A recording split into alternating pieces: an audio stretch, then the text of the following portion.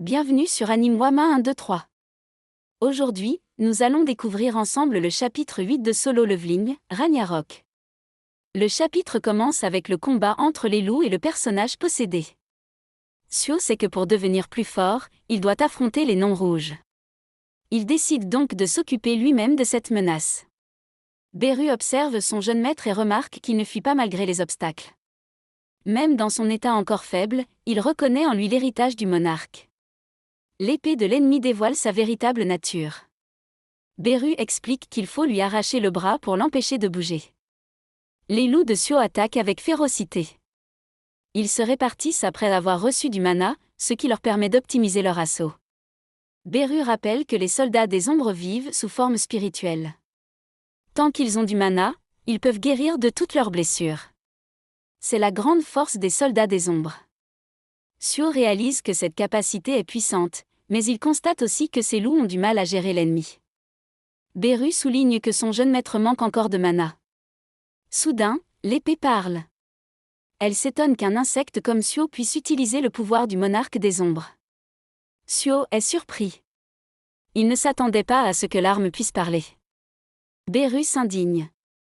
Il trouve inacceptable qu'une telle créature ose traiter un membre de la famille du monarque des ombres de la sorte. L'épée, quant à elle, comprend alors la vérité. Elle ne s'attendait pas à croiser ici un descendant du monarque des ombres. L'ennemi considère immédiatement Sio comme un adversaire, car il est lié au monarque bestial, un rival de l'ancien roi des ombres. Sio teste différentes approches dans son combat. Il est impressionné par la puissance de son adversaire. Il comprend pourquoi il est un nom rouge. Ses attaques sont contrées avec une grande précision. Face à cet adversaire redoutable, Sio décide de jouer sur le nombre.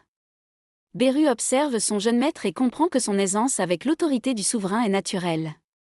Il la maîtrise depuis son enfance. Soudain, l'épée ennemie frappe. L'arme de Sio se brise en un instant.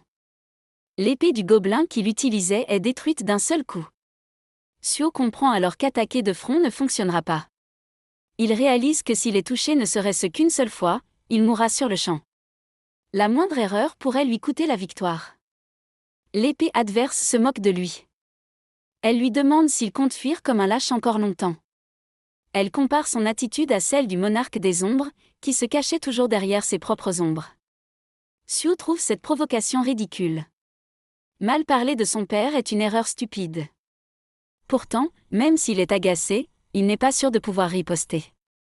S'il était juste un peu plus fort, tout serait différent. Il demande alors à Beru pourquoi la force qu'il a gagnée dans la tour n'est pas revenue, alors que son sceau a été retiré. Beru explique que les pouvoirs de Sio ont été scellés depuis son enfance. Ce qu'il a vécu dans la tour lui a permis de retrouver un talent qu'il possédait déjà à cette époque.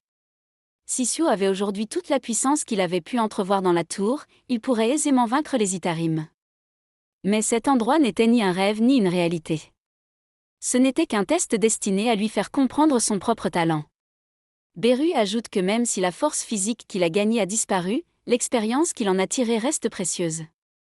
Il l'encourage à se souvenir des sensations qu'il éprouvait en se battant. Sio se concentre. Il se rappelle les combats qu'il a menés dans la tour. Il se battait avec ses poings.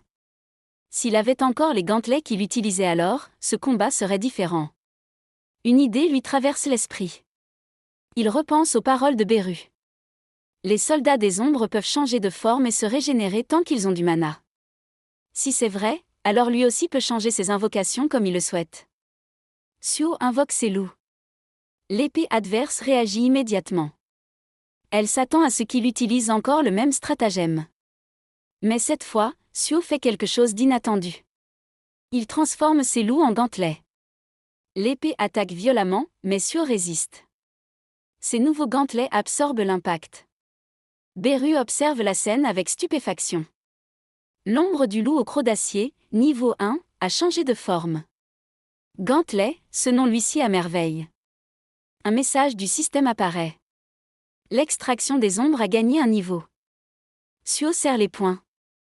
Avec ses gantelets, il peut désormais combattre au corps à corps. Le combat devient largement plus jouable pour lui. Beru est bouleversé. Il n'en croit pas ses yeux. Son jeune maître a transformé ses propres ombres en armes. Le monarque des ombres, son père, s'était entraîné à un niveau transcendant. Il pouvait manier librement toutes les ombres à sa guise. Pourtant, Xiao, sans que personne ne lui ait appris quoi que ce soit, vient d'atteindre un exploit incroyable.